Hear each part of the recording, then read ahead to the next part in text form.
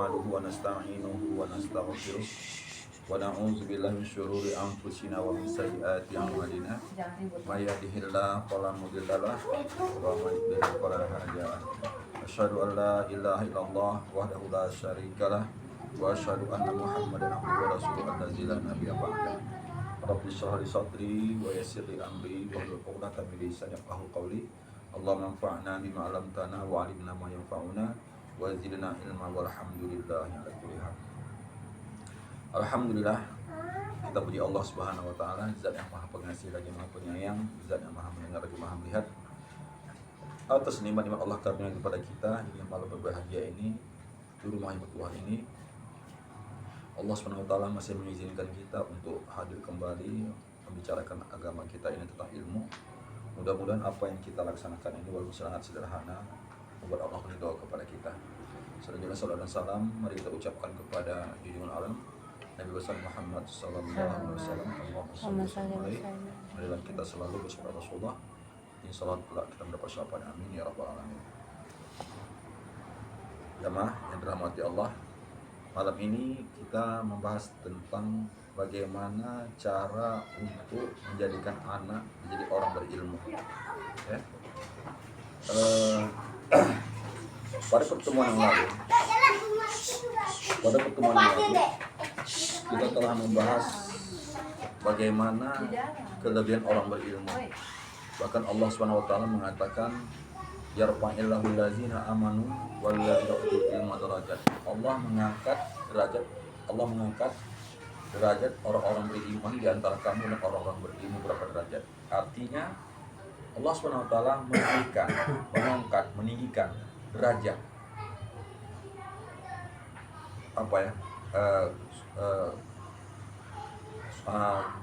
kepribadian, artinya ketinggian orang berilmu itu di tengah masyarakat. Ya, orang beriman dan berilmu Allah angkat derajatnya.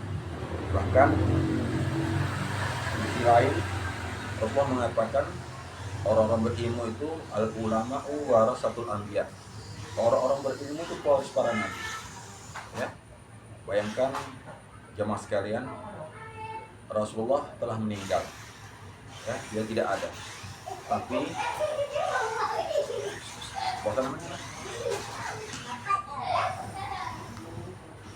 tutup pintu.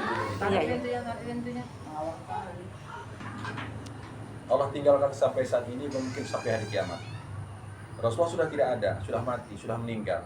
Pasti tidak ada lagi karena kata satu hadisnya bahwa Rasulullah itu khatamul anbiya, penutup sekalian nabi-nabi. Artinya apa? Setelah Rasulullah wafat, tidak ada lagi rasul-rasul atau nabi-nabi, habis. Ya, karena Rasul itu Muhammad itu adalah penutup sekalian nabi-nabi. Tapi walaupun demikian dia meninggalkan pewaris, meninggalkan penerus. Siapa penerusnya itu? Al-ulama, orang-orang berilmu. Ya, al-ulama warasul anbiya. Ulama itu pewaris para nabi. Keutamaan para nabi itu kata Rasulullah, yuhibbuhum ahlus sama.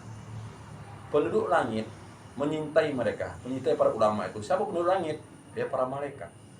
Para malaikat itu mencintai, menyenangi, menyukai para orang berilmu. Ya. Kemudian wa istaghfirlahum al-hitanu fil bahri. Ikan-ikan di laut memintakan ampun bagi para ulama. Ya, izamatu ketika mereka mati sampai hari kiamat. Bayangkan berapa banyak ikan di laut. Ya. Jenisnya kita nggak tahu. Misalnya ikan tongkol, ikan senangin, ikan teri dan sebagainya. Nah, setiap ikan tersebut bukan jenis saja, setiap personel ikan teri berapa ribu ekor, berapa juta ekor. Ya. Ikan nasi, ikan gelama, segala macam ikan di seluruh laut itu memintakan ampun kepada para ulama ketika mereka mati sampai hari kiamat. Begitulah kelebihan yang Allah berikan kepada para ulama. Nah, artinya apa? Ya Mas kan? Artinya motivasi bagi kita untuk menjadikan diri kita atau anak cucu kita bagaimana jadi orang berilmu, bagaimana jadi orang ulama. Nah, jamaah sekalian, ulama ini bertingkat-tingkat. Ada ulama yang kira-kira ilmu tauhid, ilmu fikih, ilmu akhlak, bahasa Arab, sampailah nanti misalnya ilmu-ilmu umum. Ulama itu secara bahasa orang berilmu.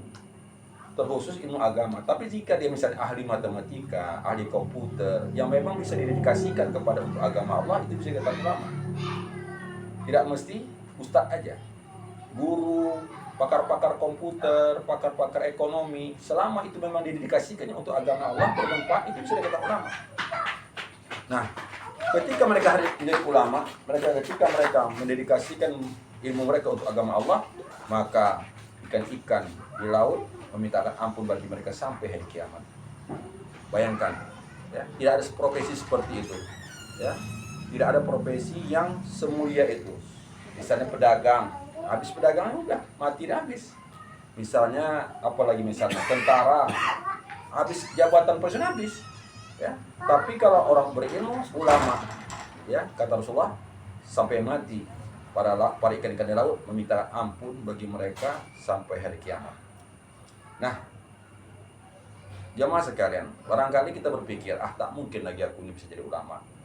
Udah tua, kayak pian, ya. Mungkin lagi kayak pian, ya. Tapi walaupun mungkin kayak pian, masih ada peluang anak kita, cucu kita, bahkan cicit kita untuk jadi ulama, orang berilmu. Masih ada peluang untuk itu, ya. Terkhusus macam si Azlan, si Abang, ya, si Adel, masih ada peluang untuk menjadikan mereka orang berilmu, terkhusus ilmu agama ataupun ilmu-ilmu berilmu. Kenapa? Dengan berilmu mereka naik derajat mereka tengah masyarakat dan akan dimulakan Allah baik penduduk langit maupun ikan-ikan laut juga amin bagi mereka. Ya, artinya apa? Ini motivasi bagi kita bahwa salah satu tujuan hidup kita bagaimana menjadikan diri kita atau anak keluarga kita menjadi orang berilmu. Ya. Tapi tak semudah itu. Artinya apa? Tak semudah membuat sesuatu atau menjadikan sesuatu untuk menjadikan ulama. Untuk menjadi orang berilmu itu nggak mudah, tidak gampang. Artinya apa? Maaf ya, misal di kampung kita ini, ya, marilah kita bilang, ulama itu bisa dikira jari. Orang-orang belum bisa dikira jari. Kenapa? Segini payahnya menjadikan ulama itu. Kalau berbanding profesi yang lain, seperti pedagang atau tukang-tukang atau tentara sebagainya atau petani, banyak. Tapi ulama itu berbilang jari. Kenapa? Prosesnya itu sangat payah. Sampai-sampai Imam Ali radhiyallahu anhu berkata dalam satu syairnya begini katanya. Ya. Katanya dalam satu syairnya. Ya. Ala la tanalul ilma illa bisittatin. Ketahuilah, tidak akan kalian bisa mendapatkan ilmu itu kecuali dengan 6 syarat. Ya.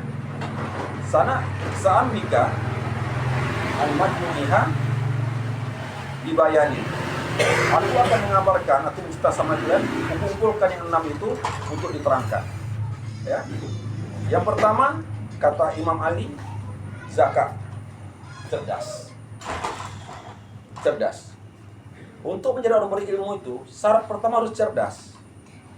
Nggak bisa loyo, nggak bisa idiot atau lambat otaknya, nggak bisa. Tapi harus cerdas. Nah, ini memang karena Allah SWT. Tidak semua Allah karuniakan otak itu cerdas. Tapi setidak-tidaknya kita bisa berusaha untuk jadi cerdas. Ada 2 cara untuk jadi cerdas. Ada 2 cara. Cara pertama, yang ini mohon maaf, ketika dalam pemilihan jodoh, kita harus tahu siapa pasangan yang akan menjadi pasangan kita. Kenapa demikian? Ketika dia menjadi ibu dari anak kita atau ayah dari anak kita, maka bibit bobot bebek itu pengaruhi anak kita. Kalau pasangan kita idiot, lemot, otomatis akan secara keturunan akan lemot juga, lemet, ya, dan sebagainya.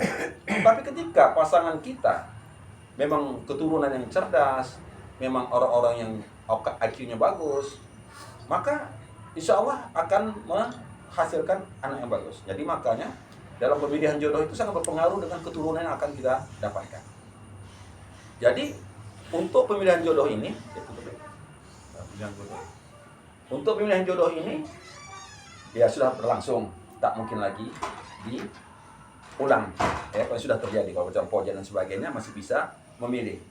Nah itu sangat pengaruh. Artinya kalau kita mencari anak yang cerdas, maka salah satunya pemilihan jodoh. Nah satu, yang kedua, sudah tak mungkin diulang lagi. Sekarang sudah ada anak kita. Bagaimana proses untuk menjadikan anak yang cerdas?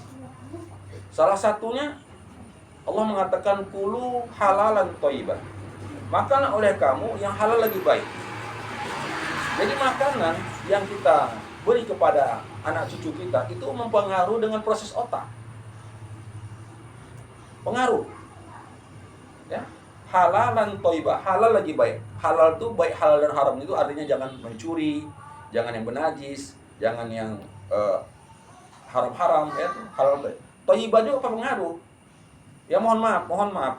Seperti misalnya ayam potong. Beda dengan ayam kampung. Bayangkan 15 hari bisa sudah jadi daging gemuk. Ayam kampung 6 bulan baru bisa dipotong. Artinya apa? Makanan barang-barang yang kita makan itu pengaruh dengan pengaruh otak dan badan. Nah dulu ada kawan saya, barangkali saya masih ingat, si Sahlan namanya. Dia nasihati saya waktu kecil saya sekali. Man, kasihan aku makan ikan banyak-banyak. Ikan laut atau ikan apa aja. Kalau orang dulu ikan sungai ya. Kalau orang dulu punya ikan lagi. Nah, makanan-makanan yang kita kasih kepada anak kita itu mempengaruhi kecerdasan.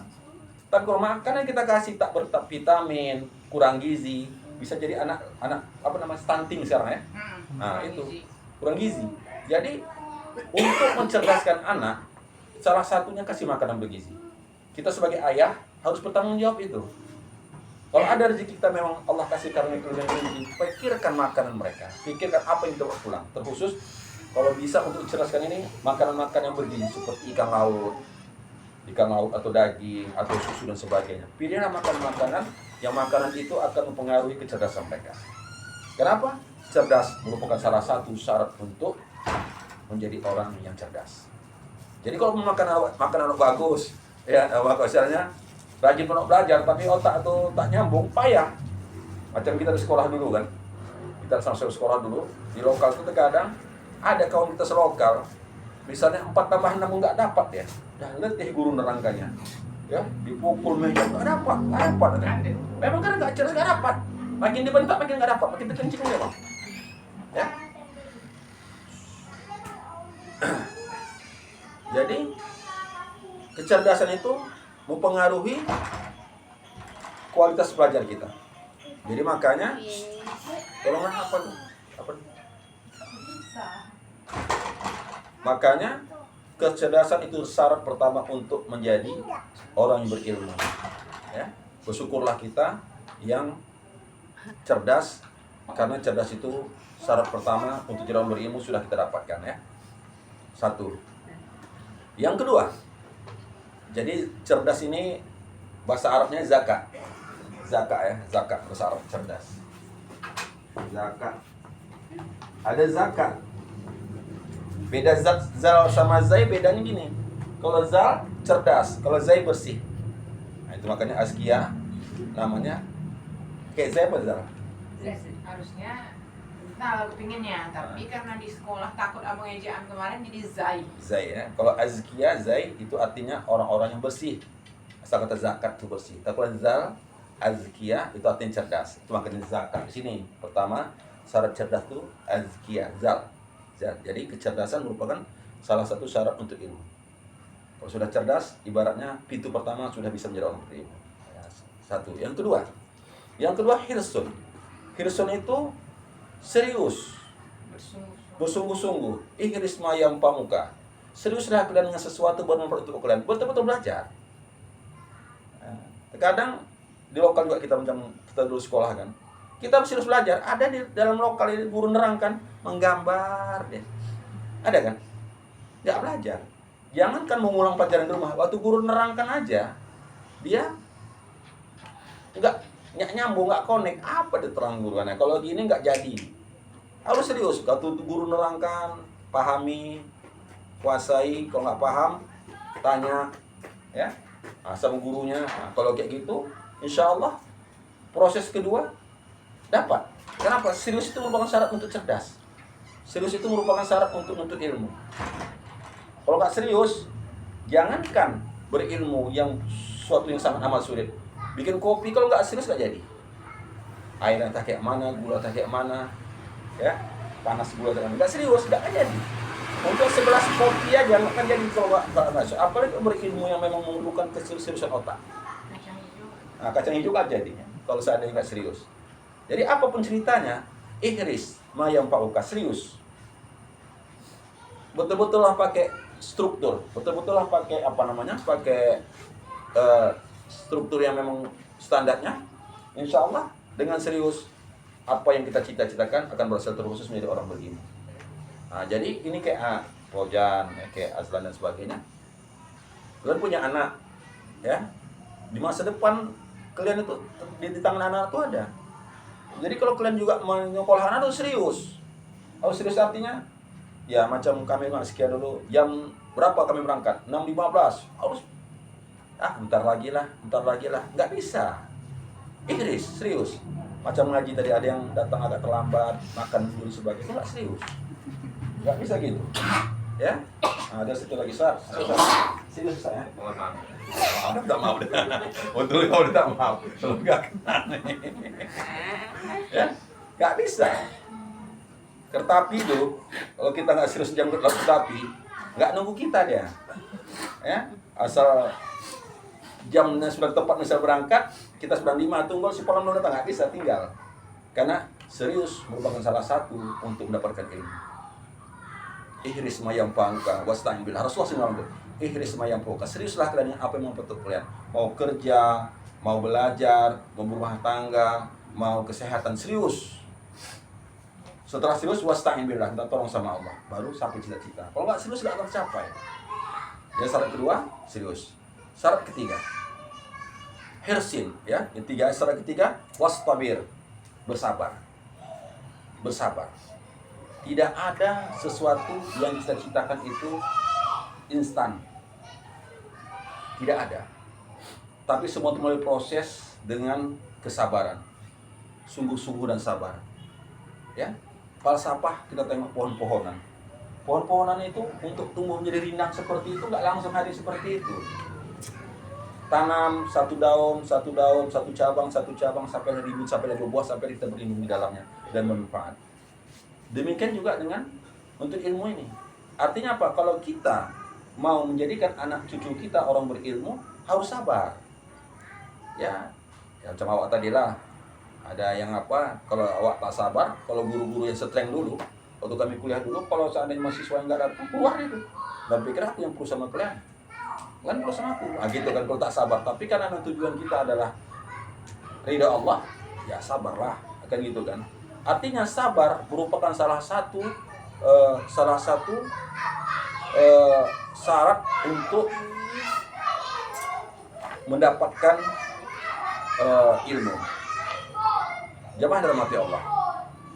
Ada seorang ulama besar namanya Abdul Hajar Al-Asqalani.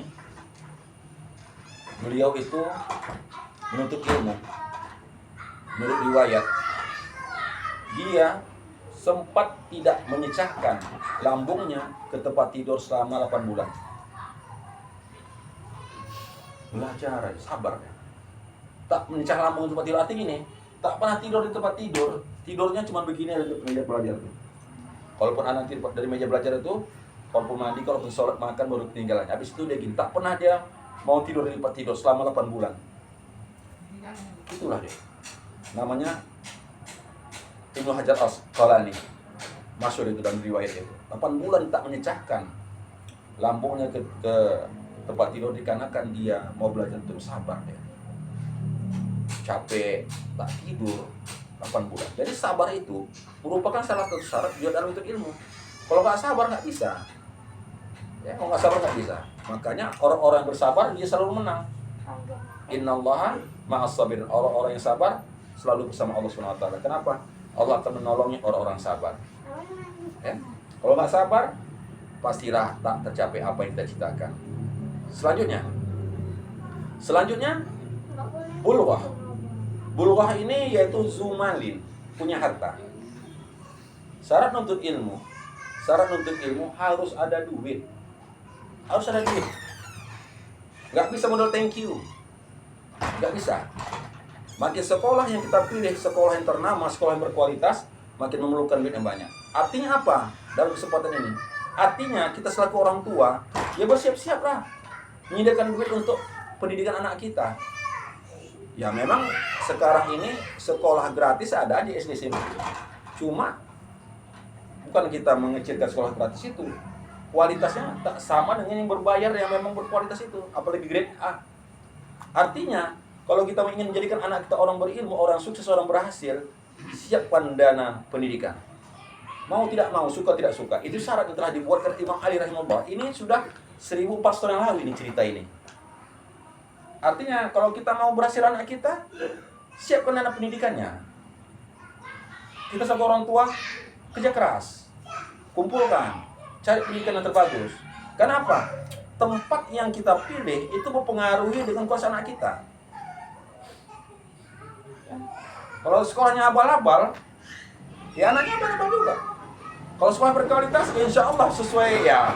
Tidak semua juga berhasil. Artinya ada sekolah berkualitas tapi anak tak serius, tak jadi juga. Tapi kalau sudah sekolah kualitas, anak serius, insya Allah. Jadi perlu zumalin, perlu duit, perlu harta untuk menjadikan anak cerdas. Jadi motivasi bagi kita orang tua mencari duit itu bukan hanya untuk perut. Memang salah satu untuk perut. Sisi lain, pendidikan bukan investasi.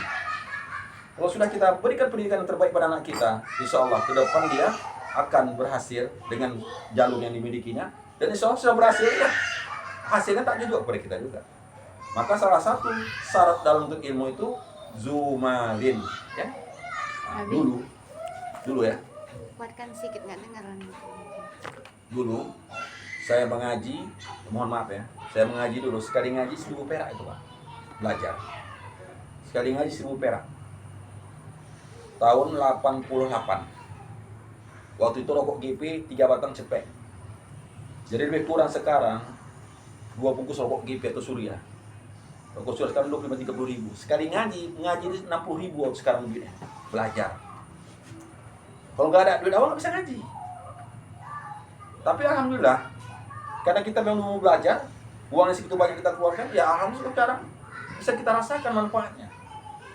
Artinya motivasi apa sama kita? Jadilah kita orang-orang serius dengan anak-anak kita untuk menjadikan mereka dengan cara kerja keras.